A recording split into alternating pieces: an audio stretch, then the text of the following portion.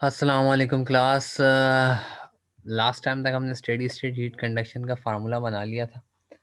अब उसकी सॉल्विंग पे चलते हैं कि उसके सवाल दो तरह के हो सकते हैं। एक में तो आपको जिसमें ग्रिड बने हुए मिल जाए और एक हो सकता है इसमें ग्रिड बने हुए ना मिले। तो पहले तो आसान करते हैं जिसमें ग्रिड बने हुए मिल जाए, ठीक है, फिर मैं अगले सवाल पे आता हूँ।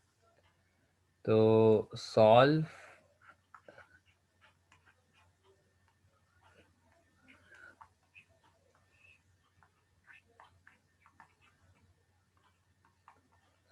अब मैं इसका नाम नहीं लिख रहा इक्वेशन का, बताइए। Steady state heat conduction equation है, सही। इन फॉलोइंग डोमेन, यानी कि डोमेन यानी कि ग्रिड। डोमेन कहते हैं कि इंडिपेंडेंट वेरिएबल का डेटा आपको गिवन है, डोमेन का इंडिपेंडेंट वेरिएबल है। और यानी कि फॉलोइंग डोमेन यानी डोमेन आपको बना के दी जा रही है, यानी ग्रिड आपको बना के दिए जा रहे हैं, ठीक है। तो ग्रिड कुछ इस तरह से है आपकी,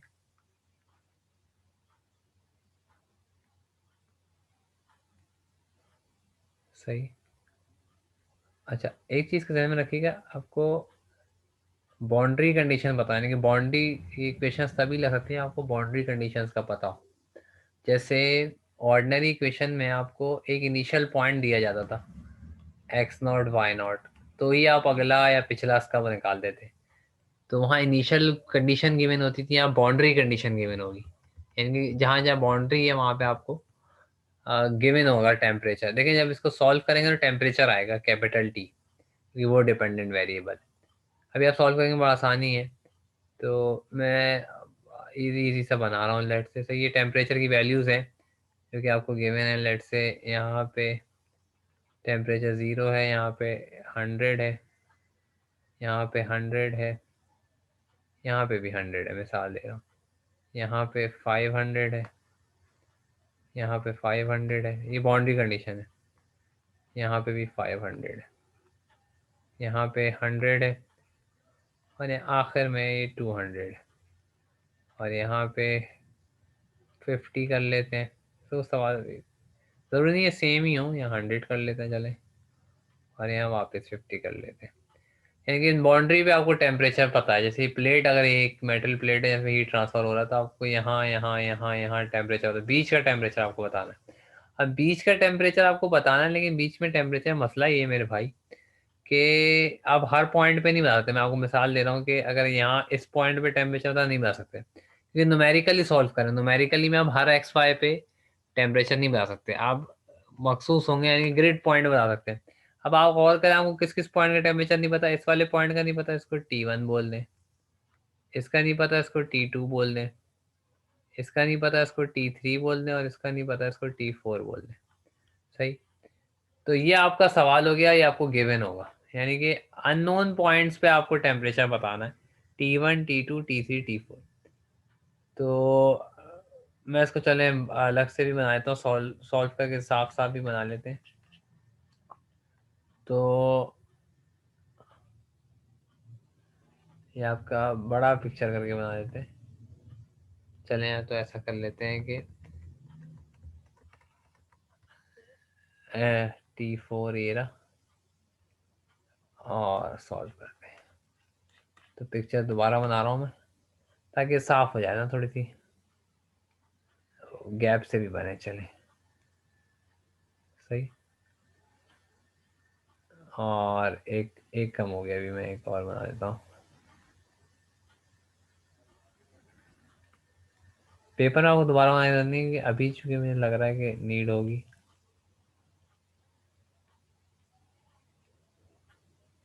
तो बेसिकली आपको इन पॉइंट्स पे, ये आपका T1 है, टेम्परेचर बताना है। ये कोई हीट ट्रांसफर हो रहा है, ये T2 है, और ये कॉर्नर पॉइंट T3 है, और ये T4 है। अच्छा है, मैंने सवाल में मेंशन करना भूल गया, चाहे तो, क्योंकि हमने एक ही मेथड पढ़ना, ना भी मेंशन करूँ तो एक ही मेथड पढ़ना, लेकिन यहाँ लिख दें बाय फाइनाइट डिफरेंस मेथड। और इसकी जो जो असम्पशन हमने की है वो सब फिट होंगी यहाँ पे, क्योंकि अभी हम उसी मोड के सवाल करें, एच और के बराबर है और ये सब कुछ ना। अच्छा, यहाँ पे देखें टेम्परेचर जो है वो यहाँ 0 था, यहाँ 100 है, यहाँ भी 100 है, और ऊपर भी 100 है। तो वही पिक्चर को जूम करके बना दिया, बस ये समझ लें। यहाँ 500 है, यहाँ 500 है, यहाँ 500 है, यहाँ 100 है, यहाँ 200 है, और यहाँ 50 है, यहाँ 100 है, और यहाँ 50। ये बाउंड्री टेम्परेचर आपको पता होगा, सही। अब आप इसको फार्मूला आपको पता है, सही। फार्मूला क्या था? बड़ा आसान सा एक फार्मूला हमने पढ़ा था। इस फार्मूले में देखिए, इस इक्वेशन में आपको ग्रिड बने हुए, ग्रिड कहीं पे आपको बनाने ही पड़ेंगे। वो कैसे, वो मैं अगला सवाल कराऊंगा ऐसा। तो फार्मूला से आपको T1 बेसिकली आपको जो फाइंड करना है वो T1 T2 T3 T4 मालूम करना है। अब फार्मूला मैंने आपको पढ़ाया था कि फार्मूला भी पिछली क्लिप में हमने बनाया है कि TIJ का जो फार्मूला होता था वो 1/4 TIJ+1, सॉरी TI+1 जैसे शुरू करते हैं, क्योंकि हमने उस तरह से पढ़ा है। वैसे वो भी लिखना भी सही है, आगे पीछे टर्म हो सकती है, लेकिन हमने पढ़ा वैसा है तो मैं वैसे ही लिखवा रहा हूँ।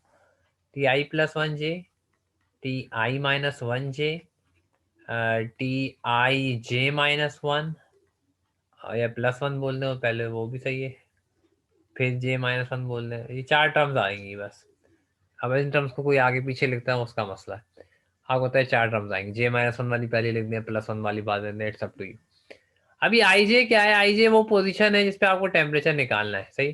पहले T1 पे आ, अच्छा अब मैंने आपको ये भी बताया था कि पिक्चर के पॉइंट ऑफ व्यू से अगर IJ ये वाला पॉइंट है तो इसका ये वाला पॉइंट होगा I+1J, ये वाला पॉइंट होगा I-1J। क्योंकि क्यों होगा I+1J? क्योंकि I का मतलब एक्स में आगे पीछे हो रहे हैं, एक्स का आगे होने मतलब आप एक्स में राइट में जा रहे हैं वरना लेफ्ट में जा रहे हैं, और J में आगे पीछे होने का मतलब वाई में आगे पीछे हो रहे हैं, वाई का मतलब up and down.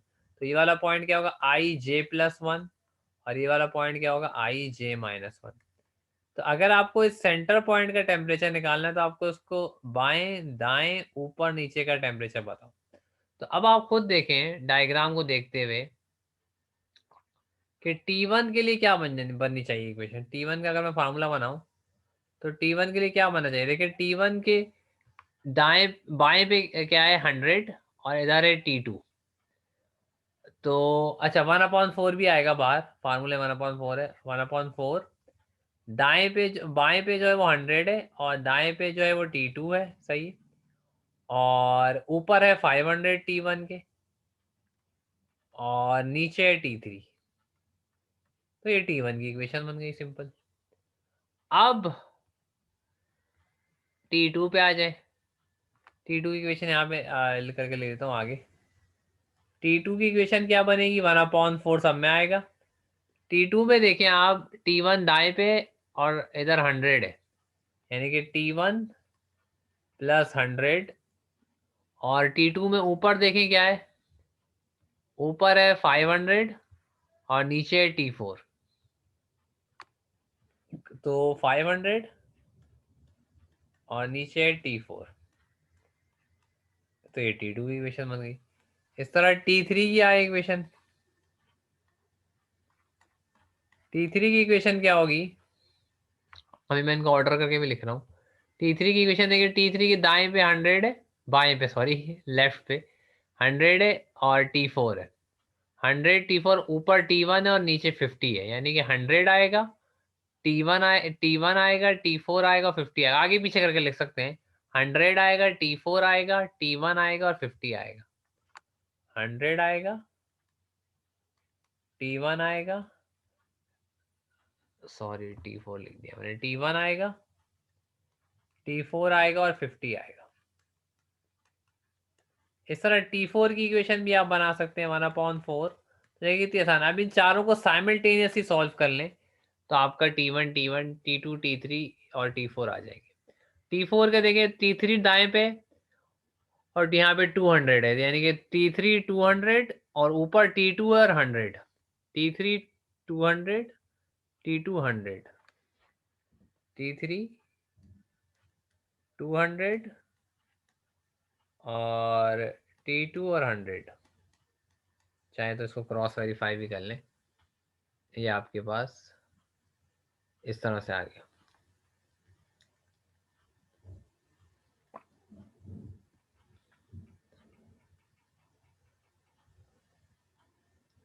T1 T4 का देख लें, T3 200 और T2। T4 के लेफ्ट पे T3 है, फिर 200 है राइट पे, ऊपर T2 है, नीचे 100 है। बस ये 4 इक्वेशंस आ गई हैं आपकी। इनको थोड़ा सिंप्लीफाई भी कर लें तो पहली वाली देखें T1 वाली, ये जो T1 की लिखी हुई है, 100 और 500 ऐड होकर कितना बन जाएंगे 600। तो जो T1 की इक्वेशन आ जाएगी वो आ जाएगी 1/4 600, और बाकी T2 T3 ऐसे ही। T2 की इक्वेशन देखें, इधर भी 100 और 500 है तो ये भी 600 बन जाएगा।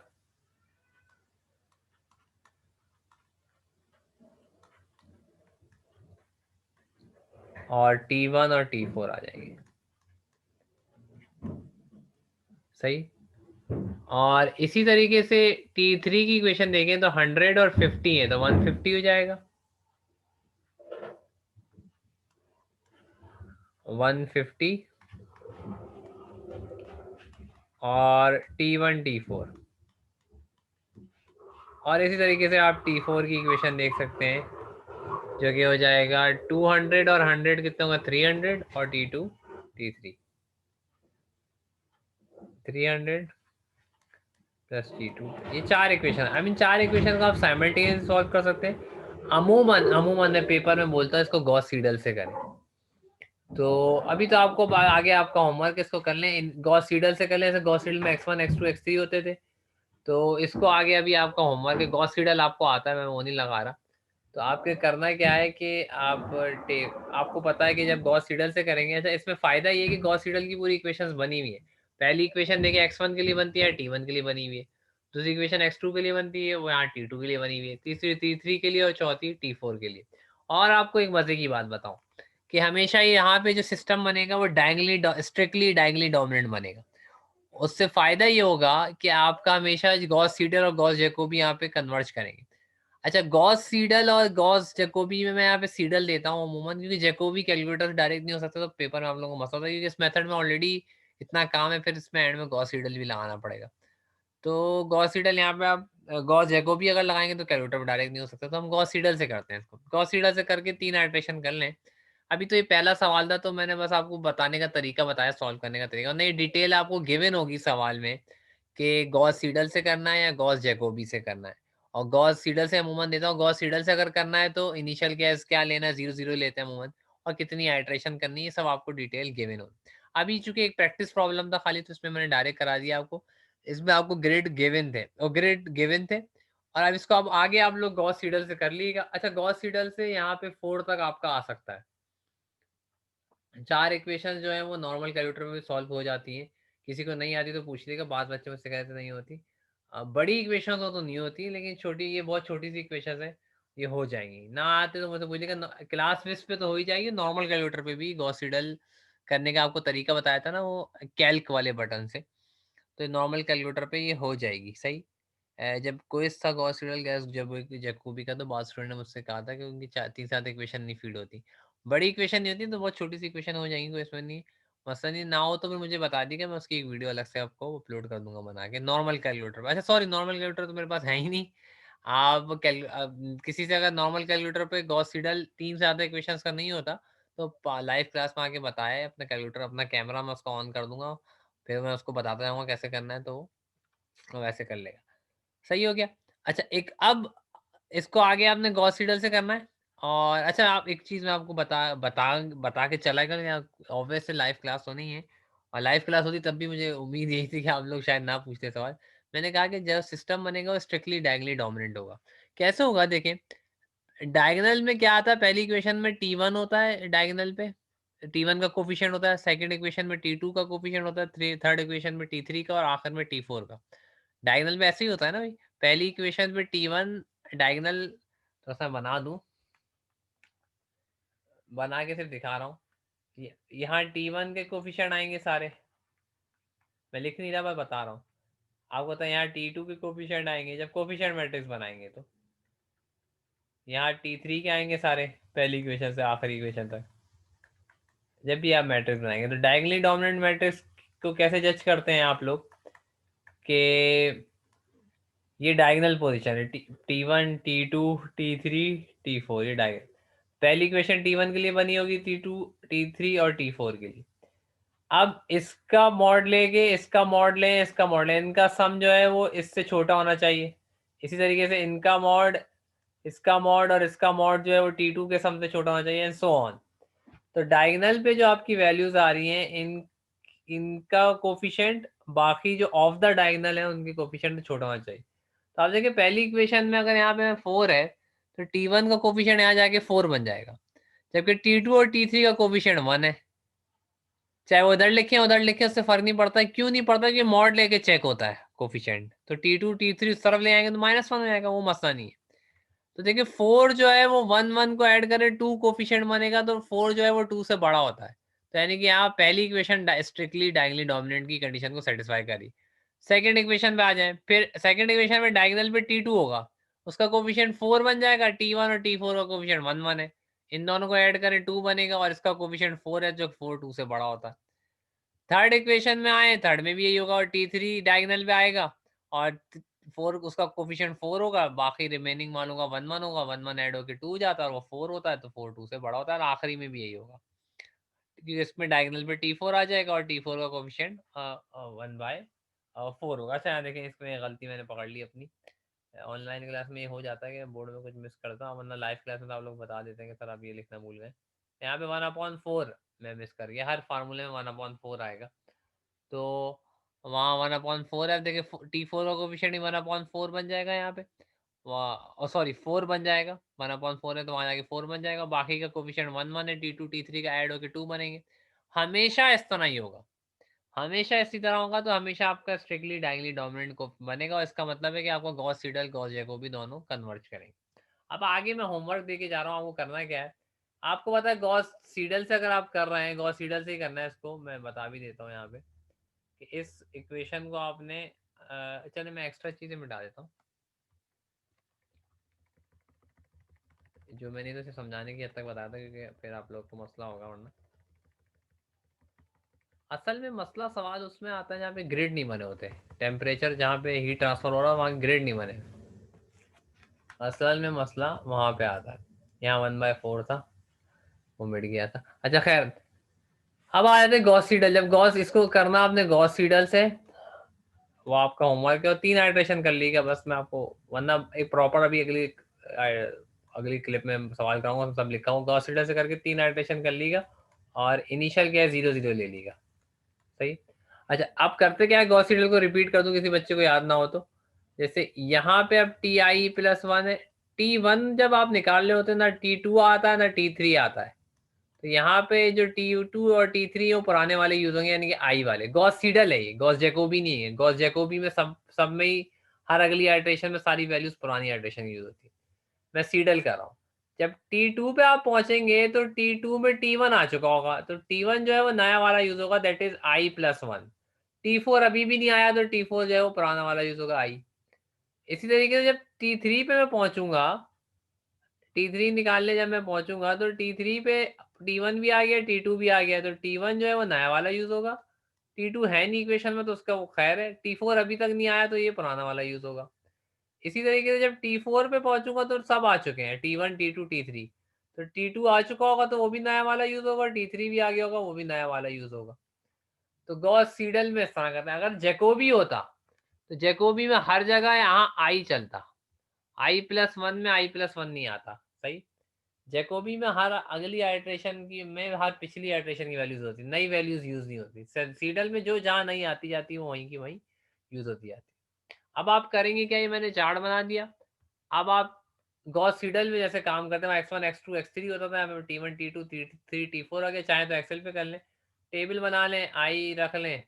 चूंकि यहाँ एरर निकालने को नहीं बोला गया आपको, तो ये T1 आई हो जाएगा, ये T2 आई, और T3 आई। ये मैं आगे इसलिए नहीं करा रहा कि मैंने बहुत डिटेल में आपको पिछले लेक्चर में गॉस सीडल वाले लेक्चर देखिए उसमें कराया हुआ है।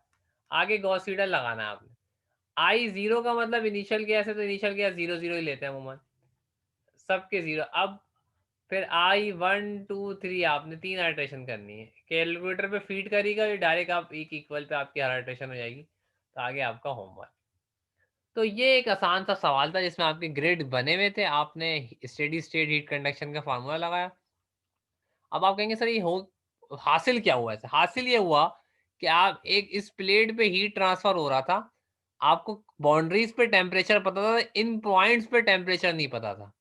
तो T1 की जो वैल्यू आएगी 3 आइटरेशन बाद, यानी कि वो इस पॉइंट का टेम्परेचर है। T2 की जो वैल्यू आएगी यानी कि वो इस पॉइंट का टेम्परेचर है। और T3 की वैल्यू यानी कि इस पॉइंट का टेम्परेचर है। T4 की वैल्यू यानी कि वो इस पॉइंट का टेम्परेचर। तो बेसिकली आप टेम्परेचर निकालना है, हीट ट्रांसफर हो रही है, टेम्परेचर निकालना है। हीट ट्रांसफर जब होती है तो आपको पता है कि बाउंड्रीज पे टेम्परेचर पता है, आपको इनसाइड प्लेट नहीं पता।